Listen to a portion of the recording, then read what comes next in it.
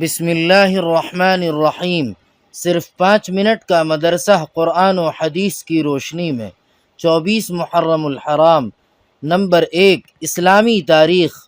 حضرت اسماعیل علیہ السلام حضرت اسماعیل علیہ السلام حضرت ابراہیم علیہ السلام کے بڑے فرزند تھے۔ قرآن کریم میں ان کا تذکرہ 8 جگہوں پر آیا ہے۔ حضور صلی اللہ علیہ وسلم اور عرب کے مشہور اور باعزت خاندان قریش کا تعلق بھی انہی کی نسل سے ہے۔ پیدائش کے بعد حضرت ابراہیم علیہ السلام اللہ تعالیٰ کے حکم کے مطابق انہیں ان کی والدہ کے ساتھ بیت اللہ کے قریب چٹیل میدان میں چھوڑ کر چلے گئے تھے۔ جب کھانے پینے کا سامان ختم ہو گیا تو حضرت اسماعیل علیہ السلام کی تربیت و پرورش کے لیے اللہ تعالیٰ نے زمزم کا چشمہ جاری کر دیا جو آج تک موجود ہے۔ اتفاق سے بنو جرہم کا ایک قافلہ ادھر سے گزرا تو اس چشمے کو دیکھ کر حضرت ہاجرہ علیہ السلام سے اس جگہ بسنے کی اجازت چاہی۔ اجازت ملتے ہی بیت اللہ کے آس پاس ایک بستی آباد ہو گئی۔ جب اللہ تعالیٰ نے حضرت ابراہیم علیہ السلام سے حضرت اسماعیل علیہ السلام کی قربانی طلب فرمائی تو دونوں بخوشی تیار ہو گئے اور باپ بیٹے کو قربان کرنے کے لیے چل پڑے۔ جب چھری گردن پر چلنے لگی تو اللہ تعالیٰ نے خوش ہو کر اس کی جگہ جنت سے دمبا بھیجا، پھر اس کی قربانی کی۔ چنانچہ اسی کی یاد میں عید الاضحیٰ کے موقع پر جانوروں کی قربانی کا سلسلہ ہمیشہ کے لیے جاری کیا گیا۔ پھر قبیلہ بنو جرہم میں حضرت اسماعیل علیہ السلام کی شادی ہوئی۔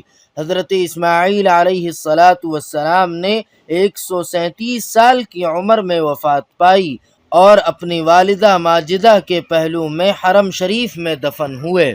نمبر 2، حضور صلی اللہ علیہ وسلم کا معجزہ، عہد نامے کو کیڑے کے کھانے کی خبر دینا۔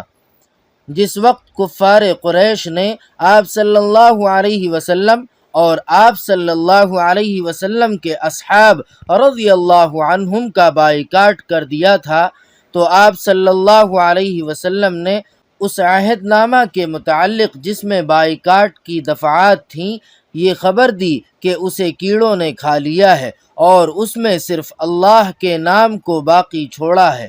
لہذا یہ سن کر ابو طالب نے کفار قریش کو بطور چیلنج کے کہا، اگر میرے بھتیجے کی یہ بات غلط ہے تو میں ان کو تمہارے حوالے کر دوں گا۔ چنانچہ جب ان لوگوں نے اس عہد نامہ کو دیکھا تو ویسے ہی پایا جیسا کہ خبر دی گئی تھی۔ نمبر 3، ایک فرض کے بارے میں، غسل کے لیے تیمم کرنا۔ قرآن پاک میں اللہ تعالیٰ فرماتا ہے، اگر تم بیمار ہو جاؤ یا سفر میں ہو یا تم میں سے کوئی شخص اپنے طبعی ضرورت یعنی پیشاب پاخانہ کر کے آیا ہو یا اپنی بیوی سے ملا ہو اور تم پانی کے استعمال پر طاقت نہ رکھتے ہو تو ایسی حالت میں تم پاک مٹی کا ارادہ کرو یعنی تیمم کر لو۔ خلاصہ، اگر کسی پر غسل فرض ہو جائے اور پانی استعمال کرنے کی طاقت نہ ہو تو ایسی صورت میں غسل کے لیے تیمم کر کے نماز پڑھنا فرض ہے۔ اور تیمم کا طریقہ یہ ہے کہ پہلے نیت کرے، پھر ایک مرتبہ دونوں ہاتھوں کو مٹی پر مار کر اپنے منہ پر پھیرے اور دوسری مرتبہ دونوں ہاتھوں کو مٹی پر مار کر کوہنیوں تک پھیر لے۔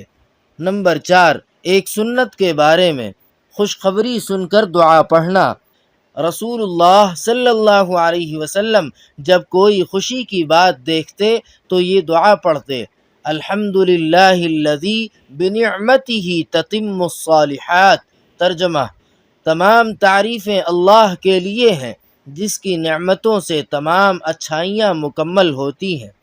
نمبر 5، ایک اہم عمل کی فضیلت، جمعہ کے دن سورہ کہف پڑھنا۔ رسول اللہ صلی اللہ علیہ وسلم نے فرمایا، جو شخص جمعہ کے دن سورہ کہف پڑھے گا اس کے لیے ایک جمعہ سے دوسرے جمعہ کے درمیان ایک نور چمکتا ہوگا۔ نمبر 6، ایک گناہ کے بارے میں، اللہ کی آیتوں کو نہ ماننا۔ قرآن پاک میں اللہ تعالی فرماتا ہے ہر اس جھوٹے گنہگار کے لیے بڑی تباہی ہوگی جو اللہ تعالی کی آیتوں کو سنتا ہے، جب وہ اس کے سامنے پڑھی جاتی ہے پھر بھی وہ تکبر کرتا ہوا اپنے کفر پر اسی طرح اڑا رہتا ہے گویا اس نے ان آیتوں کو سنا ہی نہیں۔ تو آپ ایسے شخص کو دردناک عذاب کی خبر سنا دیجئے۔ نمبر 7، دنیا کے بارے میں۔ جو کچھ خرچ کرنا ہے دنیا ہی میں کر لو۔ قرآن پاک میں اللہ تعالی فرماتا ہے ہم نے تم کو جو کچھ دیا ہے اس میں سے خرچ کرو، اس سے پہلے کہ تم میں سے کسی کو موت آ جائے اور پھر موت کو دیکھ کر کہنے لگے کہ اے میرے رب، تو نے مجھ کو اور تھوڑے دنوں کی مہلت کیوں نہ دی تاکہ خوب خرچ کر کے نیک لوگوں میں شامل ہو جاتا۔ نمبر 8، آخرت کے بارے میں۔ جہنم کو قید کر کے پیش کیا جائے گا۔ رسول اللہ صلی اللہ علیہ وسلم نے فرمایا جہنم کو قیامت کے روز 70,000 لگاموں کے ساتھ لایا جائے گا اور ہر لگام کے ساتھ 70,000 فرشتے ہوں گے جو جہنم کو گھسیٹ کر لائیں گے۔ نمبر 9، طب نبوی سے علاج۔ گائے کے دودھ کا فائدہ۔ رسول اللہ صلی اللہ علیہ وسلم نے فرمایا گائے کا دودھ استعمال کیا کرو کیونکہ وہ ہر قسم کے پودوں کو چرتی ہے، اس لیے اس کے دودھ میں ہر بیماری سے شفا ہے۔ نمبر 10، نبی صلی اللہ علیہ وسلم کی نصیحت۔ رسول اللہ صلی اللہ علیہ وسلم نے فرمایا اپنے مہمان کے ساتھ کھاؤ کیونکہ وہ تنہا کھانے میں شرم محسوس کرتا ہے۔ سبحان ربک رب العزت عما یصفون وسلام علی المرسلین والحمد للہ رب العالمین۔